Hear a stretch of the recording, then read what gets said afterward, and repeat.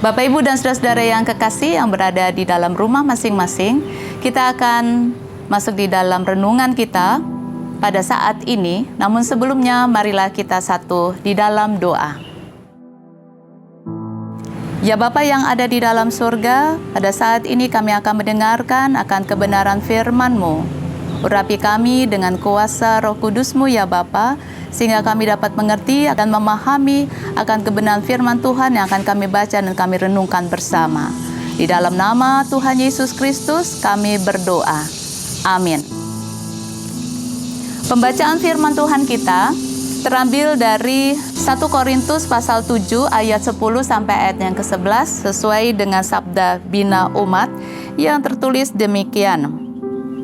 1 Korintus pasal 7 ayat 10 sampai ayat 11. Kepada orang-orang yang telah kawin, aku tidak, bukan aku, tetapi Tuhan perintahkan supaya seorang istri tidak boleh menceraikan suaminya.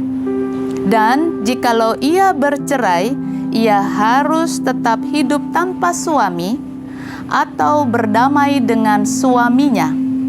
Dan seorang suami tidak boleh menceraikan istrinya. Nah, Bapak Ibu yang kekasih di dalam Tuhan Yesus Kristus, Rasul Paulus di dalam suratnya kepada jemaatnya yang berada di Korintus, dia menulis suratnya ini terutama kepada orang-orang Kristen yang baru percaya. Dan banyak dari mereka yang telah menikah dengan orang-orang yang belum percaya kepada Tuhan Yesus Kristus. Rasul Paulus memberitahu mereka untuk tidak meninggalkan pasangan mereka, karena mereka adalah orang-orang yang belum percaya. Akan tetapi pada saat yang sama, ia mengatakan bahwa jika orang yang belum percaya itu di dalam hubungan mereka memilih untuk meninggalkannya, biarlah ia melakukannya dalam kedamaian. Dalam kasus-kasus tersebut, maka si orang percaya tidak harus memandang dirinya berada di bawah ikatan apapun. Dan dengan kata lain, dia bebas untuk menikah kembali. Hal yang lebih baik lagi, kata Paulus, adalah tetap menikah sebisa mungkin. Karena dengan demikian, maka kita sebagai seorang yang percaya akan memiliki kesempatan yang maksimal untuk menjadi saksi bagi pasangan kita. Tidak ada tempat yang lebih baik lagi untuk menunjukkan kasih dan kemurahan Allah kepada orang yang belum percaya daripada di dalam rumah kita. Pasangan kita, anak-anak kita, dan anggota keluarga lainnya seharusnya menjadi orang-orang yang mengalami kesaksian yang terbesar yang kita miliki bagi Kristus. Bapak, Ibu, dan saudara-saudara, Alkitab memberi kita izin untuk menceraikan seorang pasangan yang telah melakukan perzinahan. Alkitab tidak menuntut suatu pernikahan harus berakhir setelah perzinahan atau ketidaksetiaan. Tetapi seseorang bisa menceraikan seorang pasangan yang telah tidak setia. Rasul Paulus memanggil para anggota gereja untuk hidup dalam damai sejahtera. Dan jika satu pasangan bisa bekerja sama melewati suatu persoalan ketidaksetiaan dalam pernikahan mereka dan kemudian mencapai satu pengertian yang baik dan permulaan yang baru, maka dalam hal ini saya percaya bahwa mereka bijak untuk melakukan hal tersebut. Hal terbaik yang paling Allah inginkan untuk pernikahan adalah pernikahan disembuhkan, dipulihkan, dan diperkuat. Bapak, Ibu, dan saudara-saudara yang kekasih di dalam Tuhan Yesus Kristus, oleh karena itu perikop pembacaan kita ini mau membawa kita untuk bagaimana yang dikatakan oleh Rasul Paulus kepada jemaat di Korintus untuk mereka memahami pelanggaran terhadap janji pernikahan di dalam hidup keluarga dan rumah tangganya. Nah, di dalam hal ini dia sangat menyoroti akan perzinahan. Dan Bapak Ibu, perzinahan itu dapat menjadi sebuah ledakan yang menghancurkan bagi pernikahan. Dan hal itu membuat satu kerusakan yang sangat serius terhadap satu kepercayaan. Bapak Ibu yang kekasih, saya percaya itulah alasan Yesus bagaimana dia mengajarkan hal tentang perkawinan, bahwa dalam kasus-kasus perzinahan diizinkan bagi suatu pasangan untuk bercerai. Kadangkala pelanggaran terhadap kepercayaan dan perasaan dihianati mengalir sangat dalam sehingga tidak dapat disembuhkan dalam sebuah hubungan. Nah, pada sisi lain, perikop pembacaan ini juga mengatakan kepada kita bahwa perzinahan tidak berarti satu hukuman mati otomatis bagi sebuah pernikahan atau perkawinan. Beberapa orang mampu menghadapi kenyataan. Itu terjadi juga di dalam kehidupan kita. Berapa orang mampu menghadapi kenyataan bahwa satu perselingkuhan telah terjadi, namun mereka mampu untuk mengampuni dan membuat perubahan-perubahan dan melangkah maju di dalam perkawinan mereka. Nah, dengan demikian Bapak Ibu yang kekasih, jika kita membuat keputusan untuk bertahan dalam pasangan kita, setelah pasangan kita ini melakukan perzinahan, maka kita menghadapi bukan hanya tantangan untuk mengampuni pasangan kita, melainkan juga tantangan untuk melangkah maju dalam hubungan kita dengan Roh yang akan terus selalu mengampuni secara terus-menerus. Dan kemudian juga dikatakan pada kita, jangan kita mengungkit akan masa lalu, seberapapun kita mungkin tergoda untuk melakukannya. Tapi mau dikatakan pada kita, tinggalkanlah masa lalu di masa lalu. Jangan menahan diri kita dari hubungan suami istri dengan pasangan kita. Kita mungkin tidak menyadarinya, tetapi dengan menahannya dari pasangan kita, maka kita sedang berusaha untuk menghukum pasangan kita. Dan hal itu bukanlah satu tindakan pengampunan. Pasangan kita akan merasakan luka dan penolakan, dan ia mungkin akan merasa lebih dibenarkan mengenai perilaku zinanya itu. Bapak Ibu yang kekasih, ada masa-masanya kita mengalami kesulitan di dalam kita menghadapi kenyataan di dalam keluarga dan rumah tangga. Ada satu musim bagi kita juga pada saat kita menghadapi akan perzinahan di dalam keluarga atau perselingkuhan. Kita juga pasti akan merasa terluka dan mengatasi luka kita itu. Namun kita perlu melangkah melewati musim itu Bapak Ibu. Dan kemudian kita melangkah maju, bersikap di dalam hubungan kita dengan pasangan kita, seakan-akan bahwa perzinahan itu tidak pernah terjadi. Nah, jika kita tidak bisa melakukan hal tersebut, maka pergilah. Tapi jika kita memilih untuk bertahan di dalam perkawinan kita, maka hal melupakan Bapak Ibu yang kekasih, ini merupakan satu keharusan yang harus kita jalani. Perkawinan kita menuju kehancuran jika kita terus-menerus mengingat masalah perzinahan itu di dalam pikiran kita dengan hubungan kita dengan pasangan kita. Nah, dalam hal ini, salah satu tantangan terbesar yang kita hadapi adalah bagaimana kita mengeluarkan tanda kutip orang lain itu dari pikiran kita sendiri. Bagaimana kita menyingkirkan orang lain di dalam keluar dari pikiran kita? Masukkanlah firman Allah.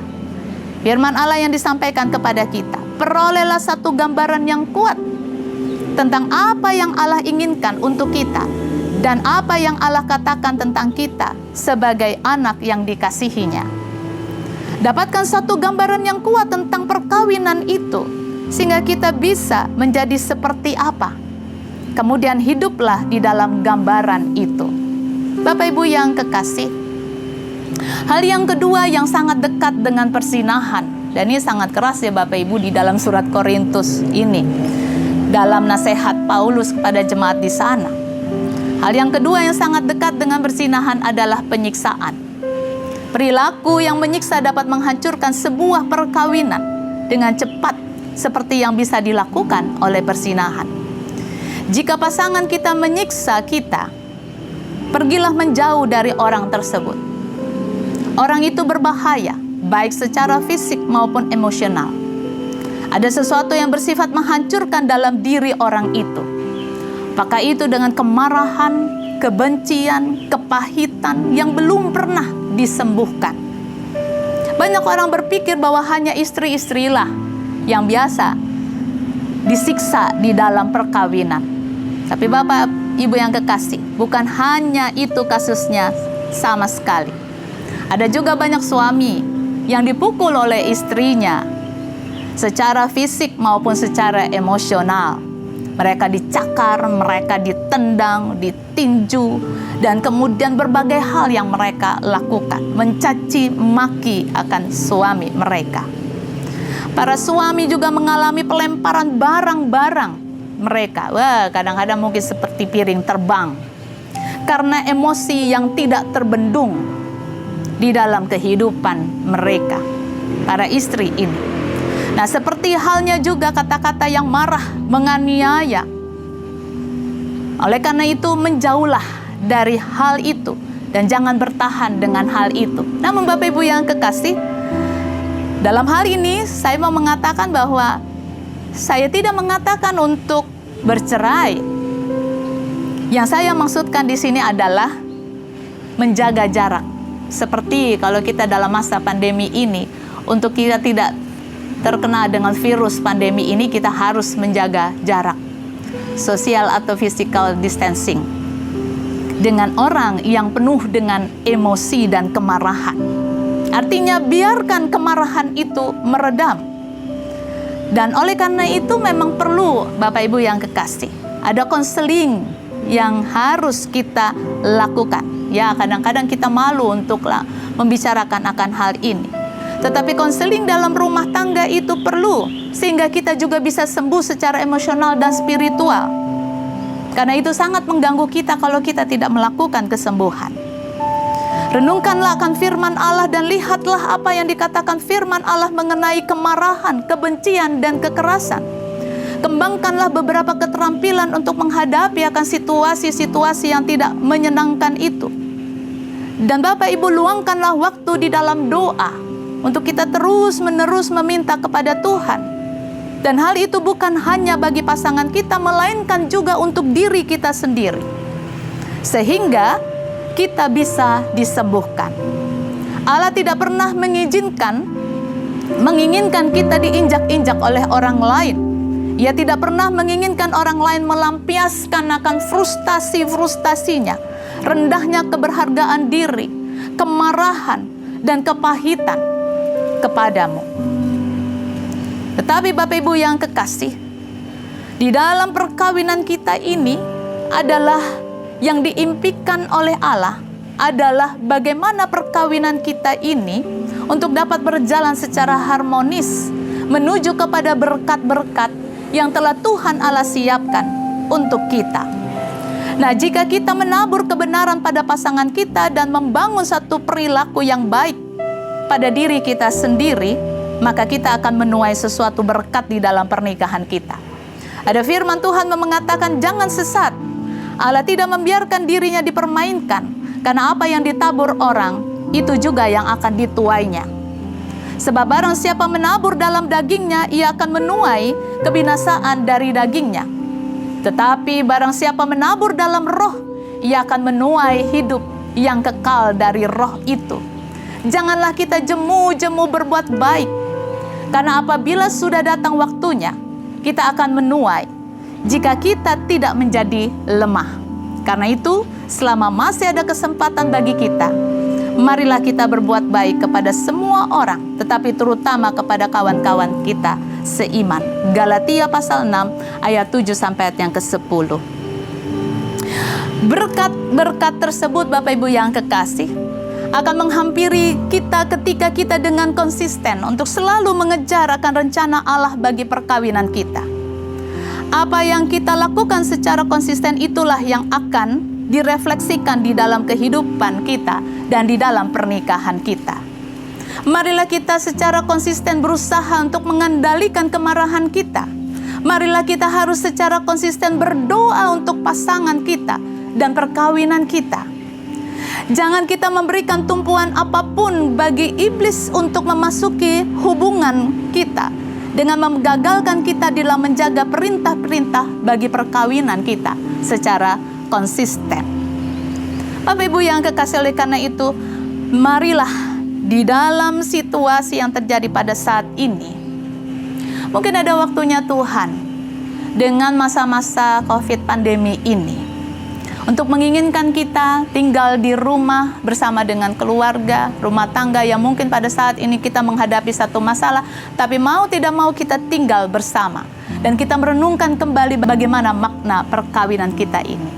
Oleh karena itu, Tuhan juga menginginkan marilah kita perbaharui akan komitmen kita di dalam perkawinan kita. Untuk melakukan segala hal seturut dengan jalan Allah, apapun yang terjadi. Tidak peduli apapun keadaannya, tidak peduli apapun situasinya, tidak peduli bagaimanapun pasangan kita memperlakukan Bapak Ibu dan saudara-saudara atau merespon kita, tidak peduli apapun juga. Dan ini mungkin masanya kita untuk duduk bersama, untuk merefleksikan diri kita di dalam kita terbatas di dalam ruang kita untuk kita pergi keluar dan sebagainya dan sibuk dengan segala tugas pekerjaan kita. Bapak Ibu yang kekasih, ketika kita memberikan sikap yang selayaknya terhadap pasangan kita dan ketika kita juga berperilaku dalam sikap yang benar secara konsisten terhadap pasangan kita, maka kita akan diberikan berkat oleh Allah. Alkitab berkata, apapun juga yang kamu perbuat, perbuatlah dengan segenap hatimu, seperti untuk Tuhan dan bukan untuk manusia. Kamu tahu bahwa dari Tuhanlah kamu akan menerima bagian yang ditentukan bagimu sebagai upah. Kristus adalah Tuhan dan kamu hambanya. Barang siapa berbuat kesalahan, ia akan menanggung kesalahannya itu, karena Tuhan tidak memandang orang. Kolose pasal 3 ayat 23 sampai ayat 25. Bapak Ibu yang kekasih, oleh karena itu firman Tuhan juga menyatakan bagi kita bahwa semua konflik itu dapat diselesaikan dengan pertolongan Allah. Segala berkat dan upah dapat diperoleh dengan ketaatan kita kepada rencana Allah. Sebuah perkawinan bisa menjadi satu hal yang indah dengan Allah terlibat dalam setiap bagian dari perkawinan itu. Allah memanggil kita untuk hidup damai. Tuhan memberkati Bapak Ibu sekalian. Amin. Mari kita satu di dalam doa. Bapa Surgawi, terima kasih atas kebenaran firman-Mu untuk mengajarkan kami bagaimana kami hidup di dalam perkawinan kami. Di dalam masa pandemi COVID ini ya Tuhan, untuk kami merenungkan kembali akan janji perkawinan kami pada saat Engkau satukan itu ya Bapa. Di dalam gereja, terima kasih ya Tuhan. Banyak hal ya Bapa yang telah kami jalani, yang sering kali kami tidak sadari di dalam hidup keluarga dan rumah tangga kami ya Tuhan. Oleh karena itu ya Bapa, biarlah ada roh pengampunan yang terus-menerus di dalam kehidupan kami. Untuk tetap terus ada kedamaian-kedamaian yang ada. Sehingga jangan kami biarkan ruang kekuatan iblis untuk masuk menghancurkan kehidupan perkawinan kami ya Tuhan. Terima kasih ya Bapa. Kami serahkan untuk setiap keluarga di dalam setiap jemaat-Mu ini ya Bapa. Dari sektor 1 sampai sektor 6. Juga di dalam pergumulan-pergumulan yang terasa berat ya Tuhan. Biarlah ya Bapa, kami boleh berjalan bukan dengan kekuatan sendiri, tetapi dengan kekuatan-Mu ya Bapa, yang memberikan kemampuan bagi kami. Di dalam kami memikirkan untuk apa yang akan terjadi untuk kehidupan masa depan kami. Karena di dalam masa pandemi ini sendiri kami sulit juga untuk apa yang terjadi ke depan. Tapi biarlah ya Tuhan bersama dengan Engkau, kami boleh memulihkan senantiasa akan kehidupan perkawinan kami. Terima kasih ya Bapa. Di dalam nama Tuhan Yesus Kristus kami berdoa kepadamu. Amin. Bapak, Ibu, saudara-saudara jemaatku yang kukasihi di dalam Tuhan Yesus Kristus, tadi kami memulai untuk tidak hanya ibadah hari Minggu yang kita bisa sayangkan di setiap minggu, tetapi kami juga berusaha untuk melakukan ibadah keluarga dengan channel YouTube, untuk kita juga boleh menikmati akan kebenaran firman Tuhan secara bersama.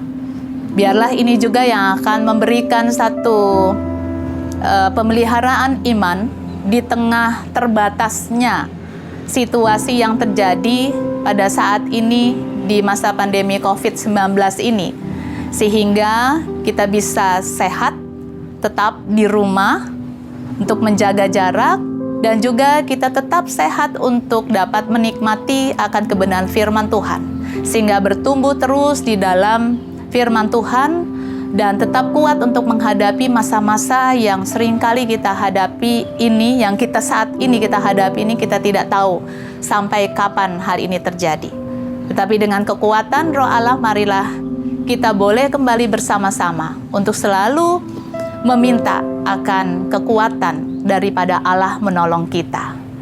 Terima kasih juga untuk tim multimedia yang berusaha dengan keras untuk dapat dengan kreativitasnya untuk berusaha memberikan yang terbaik untuk GPB Bethel Magelang, yang terbaik juga untuk kita sekalian, sehingga kita bisa berjumpa walaupun hanya dengan melalui channel YouTube ini. Terima kasih, Tuhan memberkati.